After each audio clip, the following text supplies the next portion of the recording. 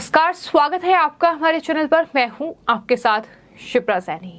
महाराष्ट्र में शिवसेना के सांसद संजय राउत की मुश्किलें हर रोज बढ़ती जा रही हैं। पहले से ही संजय राउत पाथरा चोल घोटाले में ईडी की गिरफ्त में है, यानी जेल में बंद है। और उसके बाद अब बीजेपी के नेता किरीट सोमैया ने संजय राउत के करीबी पर 100 करोड़ रुपए के घोटाले का आरोप लगाया है और साथ ही इस पूरे मामले में उन्होंने एफआईआर भी दर्ज करवाई है। दरअसल किरीट सोमैया ने इस मामले की ईडी और आयकर विभाग से जांच की मांग भी की है। उनका ये आरोप है कि कोरोना महामारी के दौरान अस्पताल और साथ ही कोविड के इलाज के नाम पर 100 करोड़ रुपए का घोटाला किया गया है। ये बड़ा आरोप किरीट सोमैया का है, जिसके तहत उन्होंने ये शिकायत दर्ज कराई है। और जो संजय राउत के करीबी हैं सुजीत पाटकर, उन पर ये 100 करोड़ रुपए के घोटाले का आरोप किरीट सोमैया की ओर से लगाया गया है। और इस सिलसिले में आपको बता दें, किरीट सोमैया ने एक ट्वीट भी किया है जिसमें उन्होंने लिखा है कि 100 करोड़ कोविड केंद्र घोटाला पुलिस ने संजय राउत के साथी सुजीत पाटकर और लाइफलाइन अस्पताल प्रबंधन सेवाओं के खिलाफ आईपीसी की धारा 420, 406, 304 ए 34 के तहत मेरी एफआईआर दर्ज की है। वर्ली मुलुंड महालक्ष्मी रेसकोर्स मुलुंड पुणे शिवाजी नगर केंद्रों के ठेके धोखाधड़ी द्वारा प्राप्त किए गए के बड़ा आरोप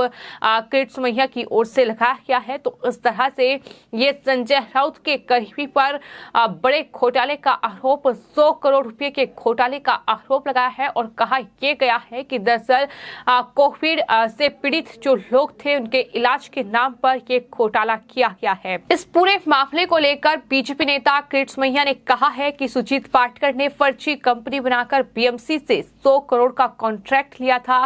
कंपनी का कोई अस्तित्व नहीं होने के बावजूद उन्हें इतना बड़ा कॉन्ट्रैक्ट मिला।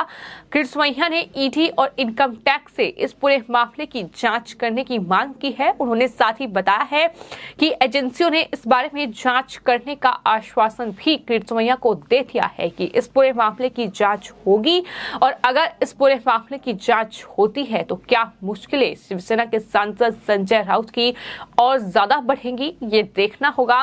फिलहाल किरीट सोमैया लगातार उद्धव ठाकरे और उनके सहयोगियों पर भ्रष्टाचार के आरोप लगा रहे हैं और उन्हें कहा है कि कंपनी को ब्लैकलिस्ट किए जाने के बाद भी आदित्य ठाकरे ने उन्हें कई दूसरे मेकशिफ्ट हॉस्पिटल का कॉन्ट्रैक्ट दिया।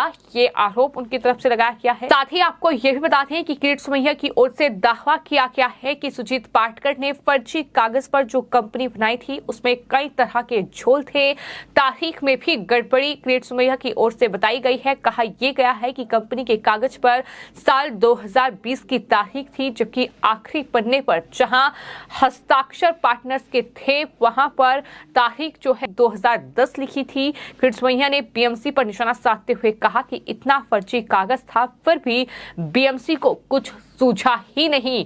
ये बड़ा आरोप उन्होंने बीएमसी पर भी मढ़ दिया है। बीएमसी जहां उद्धव ठाकरे फिलहाल सत्ता में हैं और इस तरह से किरीट सोमैया ने अब ये बड़ा खुलासा किया है, जहां संजय राउत के बेहद करीबी सुजीत पाटकर पर ये गंभीर आरोप लगाए हैं। 100 करोड़ रुपए के घोटाले का आरोप लगाया गया है और कहा यह गया है कि दरअसल कोविड के इलाज के नाम पर ये 100 करोड़ रुपए का घोटाला सुजीत पाटकर ने किया है। अब इस पूरे मामले में उन्होंने एफआईआर दर्ज करा दी है। अलग अलग धाराओं पे सुजीत पाटकर के खिलाफ ये एफआईआर किरीट सोमैया ने दर्ज कराई है, जिसमें आगे मामले की जांच होगी।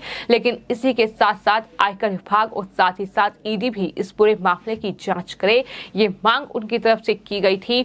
आपको ये बता दें कि लगातार महाराष्ट्र में शिवसेना के सांसद संजय राउत और साथ ही बीजेपी नेता किरीट सोमैया के बीच जो घमासान है वो कम होने का नाम नहीं ले रहा है। हालांकि घोटाले में संजय राउत जेल जा चुके हैं, लेकिन अभी भी किरीट सोमैया लगातार हमलावर है।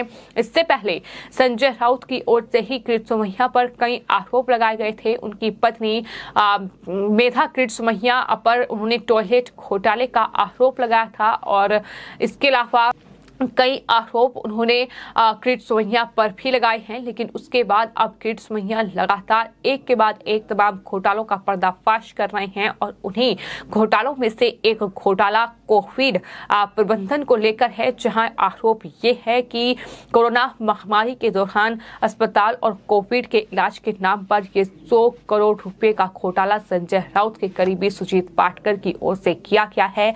इस पूरे मामले में अब किरीट सोमैया ने FIR दर्ज करा दी है और साथ ही ये मांग की है कि ईडी और आयकर विभाग इस पूरे मामले की जांच करे। तो अगर इस पूरे मामले में जांच होती है तो क्या सुजीत पाटकर के साथ साथ संजय राउत पर भी आंच आएगी, ये देखना आने वाले वक्त में होगा। लेकिन फिलहाल पात्रा चौल घोटाला, जिसमें संजय राउत की मुश्किलें बढ़ी हुई हैं और संजय राउत को इस घोटाले ने जेल तक पहुंचा दिया है, जहां से कोई राहत मिलती फिलहाल संजय राउत को नजर नहीं आ रही है।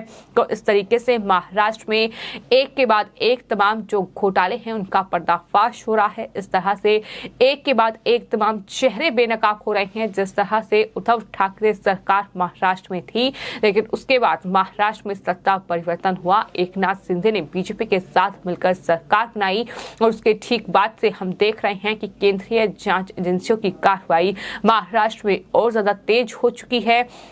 किस तरह से सबसे पहले अनिल देशमुख एनसीपी के नेता, उसके बाद नवाब मलिक जो कि एनसीपी के ही नेता थे, अल्पसंख्यक मंत्री थे उद्धव सरकार में, वो भी दाऊद कनेक्शन मामले में फिलहाल जेल में बंद हैं। और इसके बाद अब शिवसेना के सांसद संजय राउत भी जेल पहुंच चुके हैं।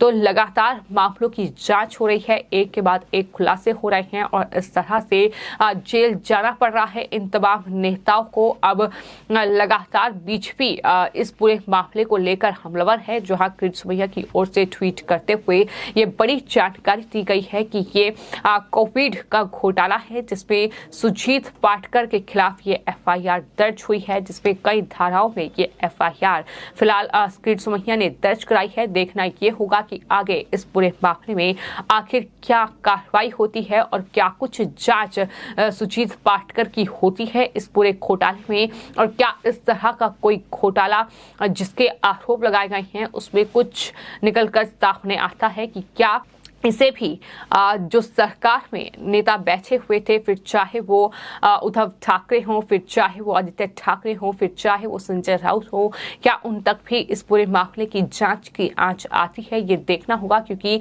सीधे तौर पर किरीट सोमैया ने संजय राउत ही नहीं बल्कि आदित्य ठाकरे पर भी गंभीर आरोप लगाया है। उन्होंने कहा है कि दरअसल उद्धव ठाकरे और उनके करीबियों पर भ्रष्टाचार का आरोप लगाते हुए कि कंपनी को ब्लैकलिस्ट किए जाने के बाद भी आदित्य ठाकरे ने उन्हें कई दूसरे मेक शिफ्ट हॉस्पिटल का कॉन्ट्रैक्ट दिया है और इस तरह से ये पूरा घोटाला किया गया है, जिसमें वो चाहते हैं कि इस पूरे मामले में ईडी और इनकम टैक्स जांच करें और इस पूरे मामले की सच्चाई, सच आना चाहिए सामने कि आखिर सच क्या है, किसने कितने करोड़ रुपए का घोटाला किया है। तो फिलहाल तमाम अलग अलग मामलों को लेकर महाराष्ट्र में जांच जारी है और एक के बाद एक तमाम नेताओं पर शिकंजा कसता जा रहा है। फिलहाल आपकी इस पूरे मामले पर क्या राय है, हमें कमेंट बॉक्स में जरूर लिखें और चैनल को सब्सक्राइब करें। धन्यवाद।